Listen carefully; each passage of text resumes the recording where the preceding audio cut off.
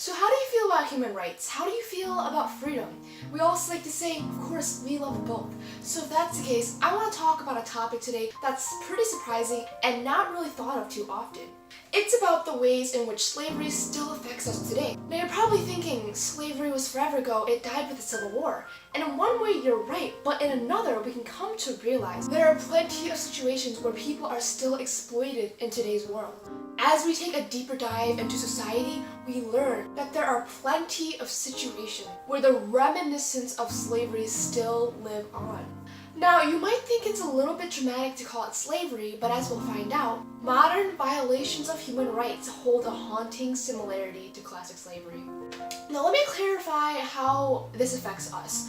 Yes, we're teens, we're living in the suburbs, and we're far removed from any of atrocious things that could be happening.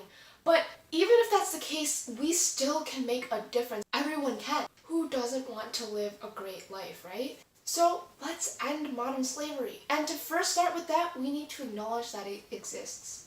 Towards the end of this video, I'll give you some tips so you can have an active role in ending modern slavery. But first, let's get down to the facts. There is a book called Disposable People, written by a guy named Kevin Bales. And in it, he talks about the fundamental concepts of slavery that still manage to exist in today's world.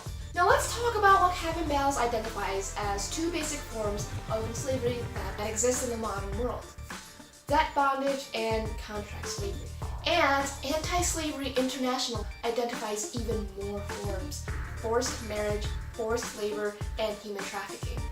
No matter the type of violation, the underlying theme is that people are being held against their will by violence so they can be exploited.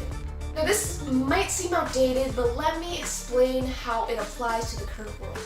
Now, debt bondage is the most common form of modern slavery.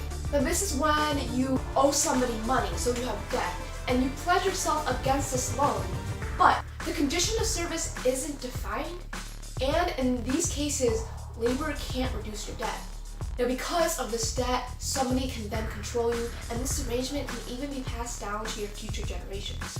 This is most common in India and Pakistan. The second most common form of modern slavery is contract slavery.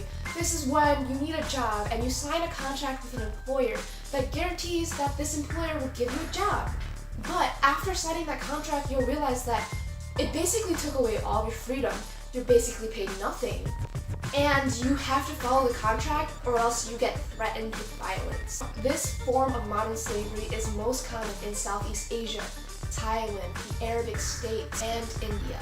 You may not notice this in the modern world, but this is because labor relations seek to normalize it and hide it. Now let me give you a concrete example of modern slavery. Myanmar, also known as Burma, has been known to enslave some of its citizens. They use these citizens to work on construction projects or military projects. They do this because it saves them money. Now, knowing all this information, let's talk about what we as teens can do to help solve this problem. First off, let me say, the reason why modern slavery still exists is because it's economically profitable. So, if governments enforce laws that take away that profitability, then businesses won't see a need to participate in it. We can help make modern slavery less profitable by being conscious of the products we buy. Organizations like Fair Trade Certified makes it easy to buy products made without sweatshop labor.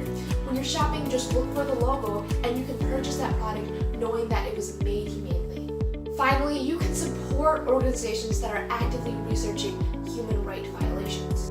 These include the Human Rights Watch, Amnesty International, and Anti-Slavery International.